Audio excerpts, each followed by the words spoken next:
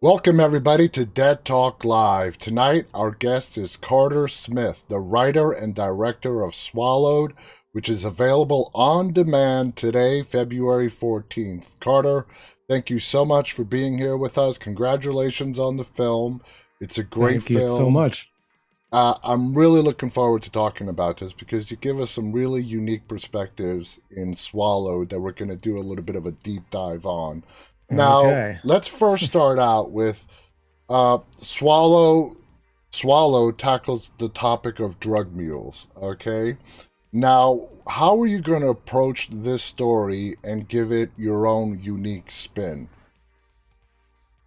Um, I hadn't seen that many sort of drug mule movies before. That is So true. I kind of didn't have this sort of established idea of uh what the conventions were. Um, I just came at it from the perspective of like, okay, what happens if these guys get into something that isn't what they expected, and sort of at every turn, everything that could go wrong kind of does go wrong. Yeah. Um, Now, the drugs, if we can call them that, that are being smuggled across the border are not your typical narcotics. How they did are you come not. up with that idea to use? I mean, I'll let you explain. Just Yeah, how did you I come mean, up with that? I had read a bunch about sort of this the whole the trend of sort of natural substances as drugs, whether it's something like ayahuasca or some sort of Licking a venom frog. from, yeah, exactly, a frog venom, exactly. Like there's a lot of that I found kind of interesting. I mean, frightening, to be honest, Mm-hmm. for me, and but also kind of fascinating. And I liked the idea that, I mean, for me, the most horrific stuff is always are the things that are, almost could be real. That's sort of much more terrifying than a demon or a, Oh yeah, something sort of supernatural or, out of this world. Like something like what happens to these guys in this film is kind of more frightening because it's takes place in a world that feels very real to me. absolutely, absolutely. And one thing this movie definitely does, it brings the audience into not this make believe fantasy world, but something that could very well be happening at any point in any part of the world. Now, the two main characters are Benjamin and Dom, who are Yep. best friends. Benjamin is gay, Dom is straight. The scene in which Dom reveals how he feels about Benjamin and their friendship is a really special moment in the film. How did you finally settle on how that sequence of events, that scene was going to unfold? Yeah. Well, I mean, the film takes place on all over one night, Mm-hmm. and it's Benjamin. It's sort of their last night hanging out together before Benjamin is getting ready to move off to LA. So I kind of felt like, they've grown up together, they're really good friends, and this would be the night if anything was going to come out. Mm-hmm. Uh, this would be the sort of the last chance that they would have to talk about some of that stuff, and I think that sort of last chance feeling is sort of what gave Dom, or what gives Dom the sort of confidence to open up a little more than maybe he would if it was just another night. Absolutely. It's Um, like this is his last chance. He may never see yeah, Benjamin ever again. Now, there are two terrifying aspects to this film, like you mentioned. One being the little creatures, shall we call them, that are being smuggled across the border.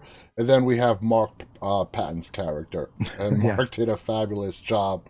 yeah. Was it your intention for one aspect to feed into another and to bring this terrifying film together? Yeah, I mean, I kind of liked the idea that, I mean, I think that as terrifying as Mark Patton is Alice, Jenna Malone's Oh character, yeah. I mean, she's small, but she is fierce and she is dangerous, and I kind of liked the idea that the two of them, as the quote unquote traditional villains, don't look like what you might expect these characters to look like in a Mm-hmm. in a film like this. I mean, normally, like, Jenna's character Alice would be like a tough guy, Yeah. and be sort of a big burly guy with a gun, and then here she is, and she's got this soft sing-song voice and this blonde hair, and she's half the size of Dom, but she somehow manages to like completely command the situation and take charge. And so I liked the idea that the sort of the exterior villains were as unexpected as what's in the baggies and inside their stomachs after that point in the film. And we're going to go to Alice some more in a bit. Now, Mark Patton's character is a flamboyant personality, a sociopath who thinks he can get away with anything. He never has to pay for what he does. Yeah. What was your inspiration for Mark Patton's character? I Besides thought the hundreds of thousands of serial killers we've had out there. yeah. I mean, but I don't think that I didn't think of him ever as a straight up 100% villain. Like I sort of had to latch onto the humanity of that character. And I imagine that, he is from this same small town Maine community where Benjamin and Dom live. Mm-hmm. And growing up and being that character, Rich, being kind of flamboyant and over the top, and that's got to be tough. And so I think that there was probably, I imagine there would be a lot of sort of armor that he Mm-hmm. would put on to sort of, to posture himself and to sort of appear to be, sort of a lot more badass than maybe he feels on the inside. So And you I would think not that really classify him as a sociopath. He's just somebody who's been through a lot and is really hardened at this point. I mean, he's probably got sociopathic tendencies. Like, like he's not, he's not just like a straight up nice guy for sure. He's got to screw loose. But I think that what was always important for me was to, to make sure that he didn't sort of tip over into a caricature, and that there was, humanity in him. And that, I think it's kind of interesting that he can see a lot of himself in Benjamin, and sort of being the beautiful, kind of guy that everyone wants a piece of, and that's, those days are in his past, and how anyone deals with that, I think is kind of interesting. It is. That's great. That's a great point you just made. Now, being the director, I could tell you used colors to represent some different moments in the film. Yellow is a big color in this film. Mm-hmm. Tell us the significance of the color yellow in Swallowed. That's the kind of stuff that I never really think of beforehand necessarily, but it kind of it comes out, as the film comes together. Yeah. I mean, from the beginning, I wanted to shoot everything, sort of with natural light, using a lot of daylight, and if like kind of from the beginning, like a pink and a yellow palette, and it's in that opening scene, but it's in the titles and it's in the poster and it's in some of that stuff. But a lot of it is sort of, once you get into the woods and into the, the backwoods sort of down and dirty part of the film, like it's a lot of green and it's a lot of brown and it's a lot of, sort of roughed up, dirty color palette.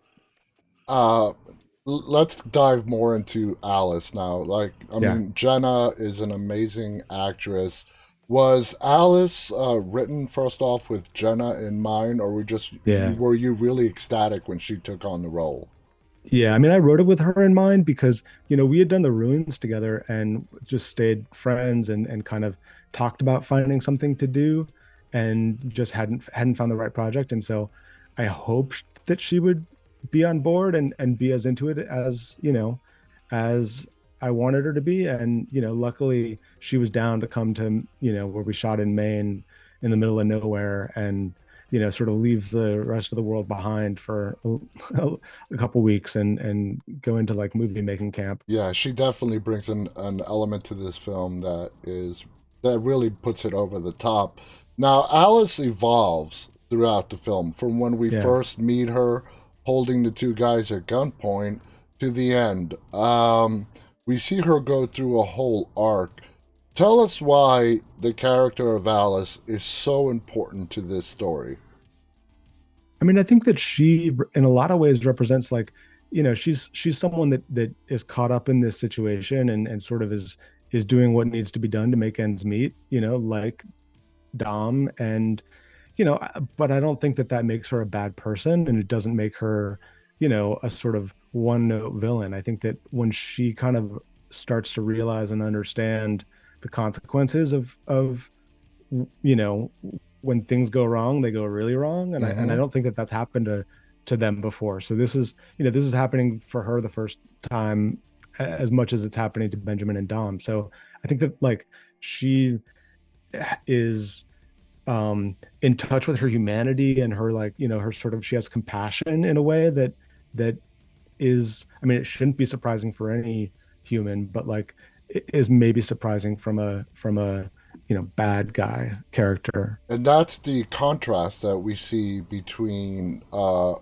Mark's character and Alice. Is Yeah. Mark is a straight up bad guy, while Alice, we meet her holding these guys at gunpoint, but then we see the humanity in her as the story progresses. Benjamin also goes through a transformation Yeah. with that scene in the bathroom that sort of starts this whole sequence of events after the guys have ingested the balloons full Yep. of the contraband. Dom gets into a fight. He gets punched in the stomach. Benjamin was very passive at that moment, just Yeah. wanted to avoid any conflict. And then we see a transformation in him when he's in the cabin and he's under Dom's control, sorry, Mark Patton's control, and Yeah. he's told to strip. What do you think was the tipping point for Benjamin being this passive, no conflict guy to going into survival mode? Well, I think that in a lot of ways, growing up, Benjamin in that community, growing up, being a queer kid, and kind of, I think that a big part of that, in a place that kind of can feel hostile, is shrinking and sort of disappearing as much as possible, Mm-hmm. and sort of not calling attention to yourself and sort of going under the radar. Not that he has any problems with who he is. I mean, he's sort of comfortable and confident, but I think his default is probably, to kind of disappear into the background.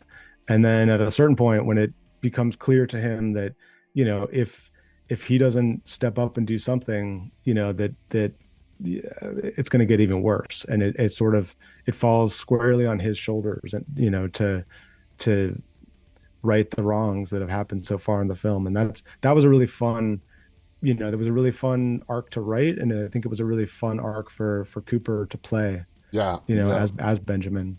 Now there were some gut wrenching scenes when the balloons have to be extracted from Dom, Yeah. with Benjamin doing. Uh, Tell us the significance of that sequence, and was it difficult to shoot that entire scene? I mean, I was always kind of interested in this. I mean, Benjamin is, his best friend Dom. Like, Benjamin is sort of secretly in love with Dom, and maybe not so secretly. Like, I think that Dom knows, and it's Yeah. sort of an open thing between them. And so there's something so twisted and perverted about the way that that scene unfolds, and Mm-hmm. sort of how intimate they're forced to become in the most horrific way. Um, and because that takes place over, it's a good, like, 15-minute sequence. Yeah. There's a lot of stops and starts, and different things that happen along the way. So it was a really complicated and difficult scene to shoot. But we just talked about how it was going to be shot and where the camera was going to be, and the sort of what we were going to be seeing as an audience. I mean, always from the beginning, it was never meant to be something that, like, you sort of saw. I was Flinched never going at. for, like, gross out, like, I'm Yeah. not showing, like, the details. Yeah. I mean, It's more here's. about Yeah. their Here's. faces and what's happening, and how the pain that they're going through emotionally and physically. Exactly. Here you have somebody in agony and pain dying on the floor, and you have his best friend over him trying to save his life. Yeah. So yeah, it wasn't flinching. It was when it was gut wrenching because of what Dom was going through, and Yeah. and we as the audience can almost feel his pain right along with him. Now we already talked about Benjamin was leaving for Los Angeles. He's leaving because he's aspiring to become a porn star. Yeah. Now, was that just a way to write how his character is leaving this town and moving to LA? Did it come up, or did it have another kind of significance, him wanting to be a porn star? Well, I like the idea of him being completely comfortable with himself, and I think that allowed, him as a character to sort of be secure in his sexuality and sort of in how he thinks of himself and sort of what he's comfortable with. But then also, I think that comes in handy when you're dealing with a villain like Rich, Mark Patton's character. I think Hmm. that there's certainly qualities and talents that he makes the most of, once he is told to strip and sort of, it is at the beck and call of the Rich character. I think so. That was always interesting to me. Uh, right at the end credits, you put a snippet in of Benjamin Cooper in real life. People who are not familiar with Cooper, what can you say about Cooper that they may not know? Yeah, well, that's Benjamin. That's the character Benjamin after he's, Yeah.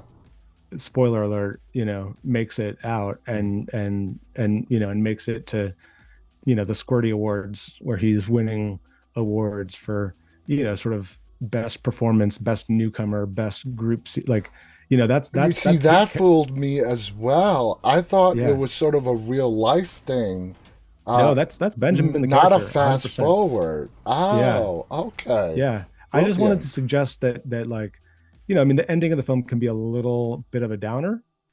And I kind of wanted to end on something fun Yeah. and, to sort of, for people to know that Benjamin, for all he went through and everything that he lost, like he actually ends up okay. See, that's brilliant. Um, I yeah. love that. I love that you did that. Now, staying with the end here, the film leaves the fate of some characters up in the air, up to the audience to decide what happens after the credit rolls. Yep. Uh, do you like doing that with your writing and directing, not handing everything to the audience on a silver plate?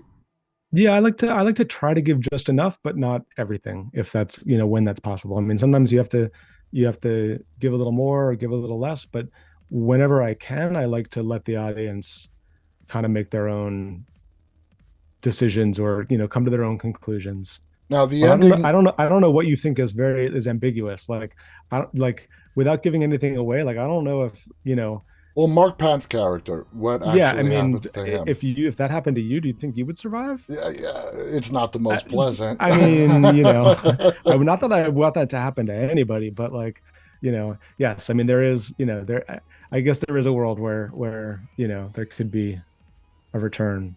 And is that Benjamin extracting revenge for what happened, with the whole Yeah, sequence? yeah, totally. Yeah. I Okay, mean, his best friend is, he's got that on his shoulders, so he's exactly. he's willing to do whatever it takes. Carter, I want to thank you so much. For our Yeah. audience, again, the movie's called Swallowed. It is available today on demand. I'm Yeah. assuming on all the major TVOD platforms. Yep. All of the Amazons and iTunes and Yeah, Googles and Voodoos. please check this movie out. You're gonna really find it fascinating from start to end. It got it released today. Carter Smith wrote and directed the film. Thank you so much for being our guest. I want to thank our audience, those of you who are tuning in live and those who will be watching this later on. On behalf of Carter Smith and myself, stay safe and stay walking. Good night, everybody.